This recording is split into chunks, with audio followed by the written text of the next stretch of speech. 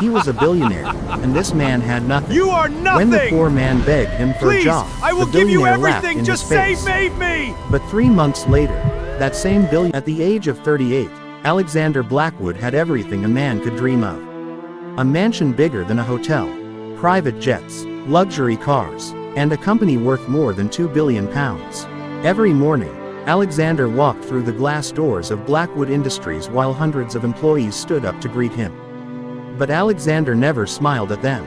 To him, people were only valuable if they had money.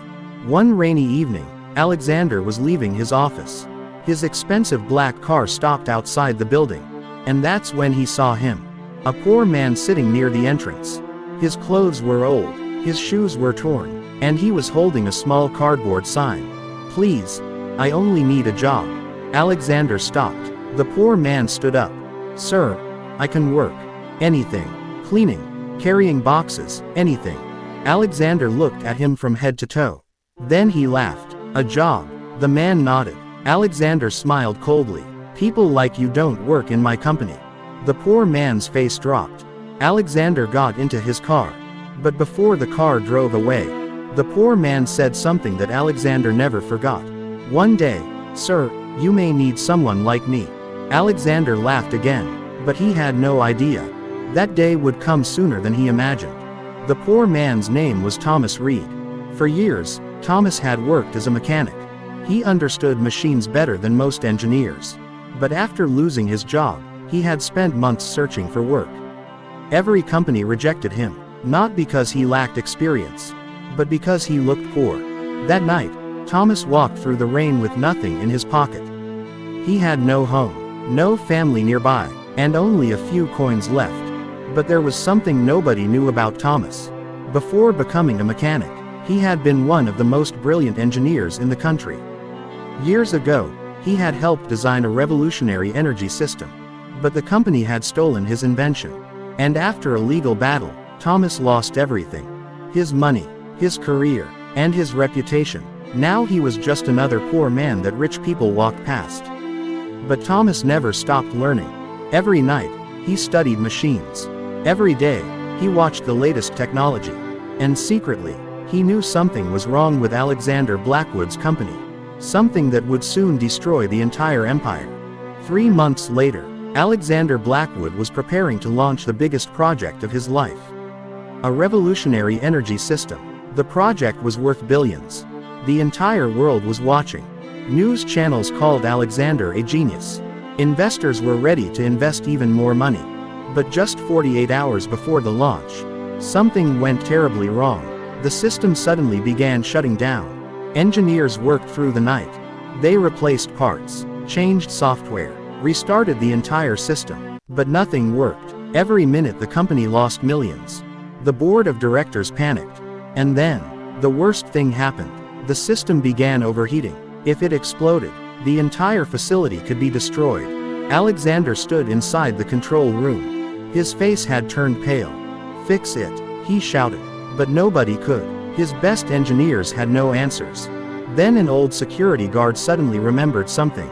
He had seen a poor man standing outside the company months earlier. A man who had looked at the machines through the glass windows.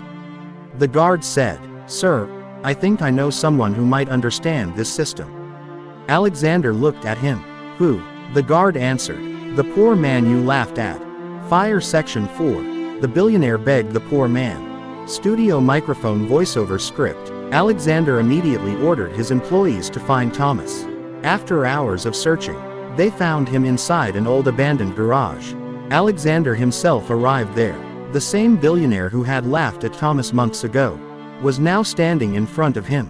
Thomas. Thomas looked up and recognized him immediately. Alexander lowered his eyes. "Our system is failing." Thomas said nothing. "We need your help." Thomas slowly stood up. "You told me people like me don't work in your company." Alexander remained silent. Thomas continued. "You said I was worthless." Alexander looked at him.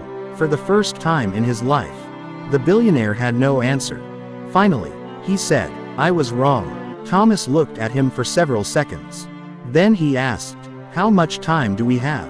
Alexander replied, 6 hours. Thomas picked up his old toolbox and said, Then stop wasting time. They arrived at the facility. Everyone looked shocked. The poor man Alexander had rejected was now walking into the most important room in the entire company. Thomas examined the system.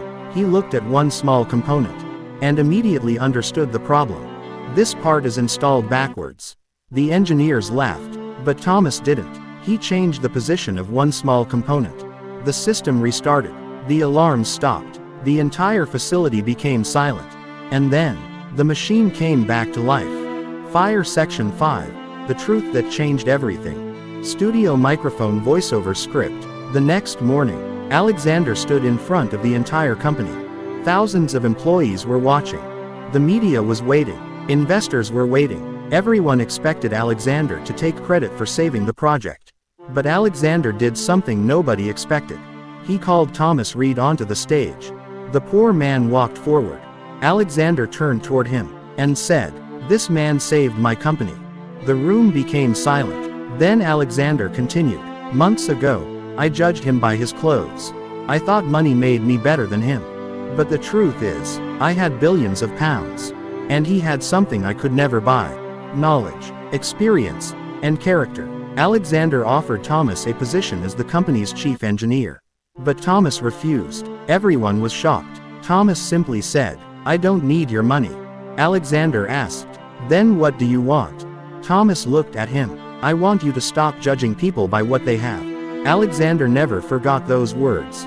Instead of forcing Thomas to accept the job, he opened a new engineering school for poor students. And Thomas became its director. Years later, thousands of poor students received free education. And many of them went on to build successful companies. Alexander remained a billionaire. But from that day forward, he never looked at a poor person the same way again. Because he had learned the most expensive lesson of his life. A person's value is not measured by the clothes they wear, the car they drive, or the money in their bank account. Sometimes, the person everyone ignores is the person who can save the world.